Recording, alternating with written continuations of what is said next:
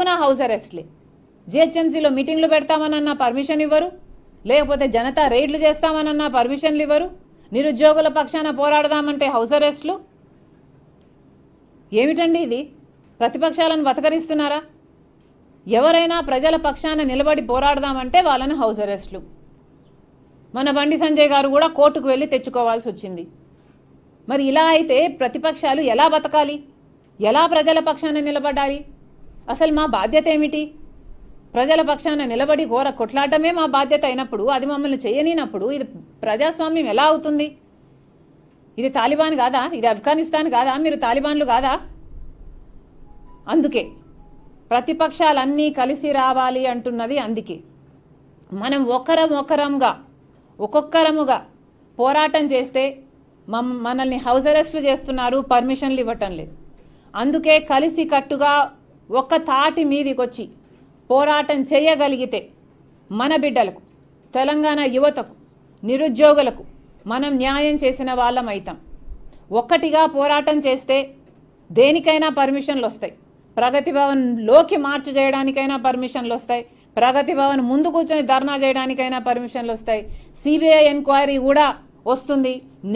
Nation అంతా, దేశమంతా ప్రతిపక్షాలని ఒకటి అయితే దేశమంతా తిరిగి చూస్తుంది. మన డిమాండ్లన్నీ మీట్ చేసుకునే, మన డిమాండ్లన్నీ నెరవేర్చుకునే అవకాశం వస్తుంది. సిబిఐ ఎంక్వైరీ వస్తుంది. 191,000 ఉద్యోగాలు కాదు కదా, 3,85,000 ఉద్యోగాలు, కొత్త మండలాలు, కొత్త జిల్లాలకు కావాల్సిన సిబ్బందినంతా కలుపుకుంటే ఇవన్నీ సాధించాలి అంటే ప్రతిపక్షాలన్నీ ఏకం కావాలి. ఏకం కాకపోతే కేసీఆర్ గారి మెడలు వంచడం చాలా కష్టం. మన రాజకీయాలను పక్కన పెట్టి దయచేసి మన యువత కోసం ప్రతిపక్షాలన్నీ ఏకం కావాలని వైఎస్ షర్మిల కోరుతుంది.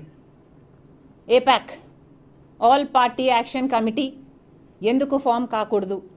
మన జెండాలు వేరైనా ఒక్క అజెండాతో మన బిడ్డల కోసం, మన నిరుద్యోగ బిడ్డల కోసం కలిసి పోరాటం చేద్దాం. వైఎస్ షర్మిల ఈరోజు ప్రతిపాదిస్తుంది T save, Telangana students action for vacancies and employment. ఈ ప్లాట్ఫామ్, ఈ ఫోరం ఒకటి ఫామ్ చేద్దాం. ఈ ప్లాట్ఫామ్లో అన్ని పొలిటికల్ పార్టీస్ ఉంటాయి. అందరము కలిసి పోరాటం చేద్దాం.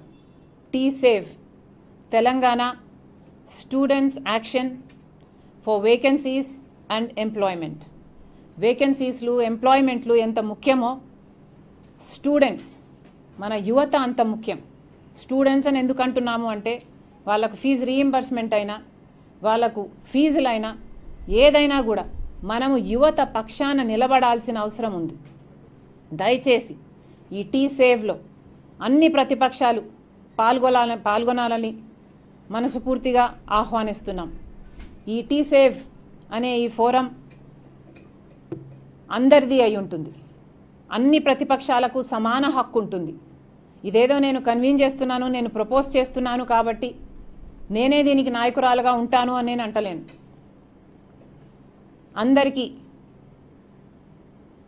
అందరూ అగ్రీ అయ్యి ఒకరిని ఎంచుకుందాం.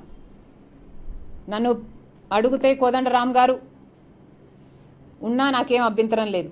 పెద్ద ఆయన, ఇంతకుముందు కూడా ఉద్యమాల్లో పనిచేసిన ఆయన నాయకత్వం మనం చూసాము.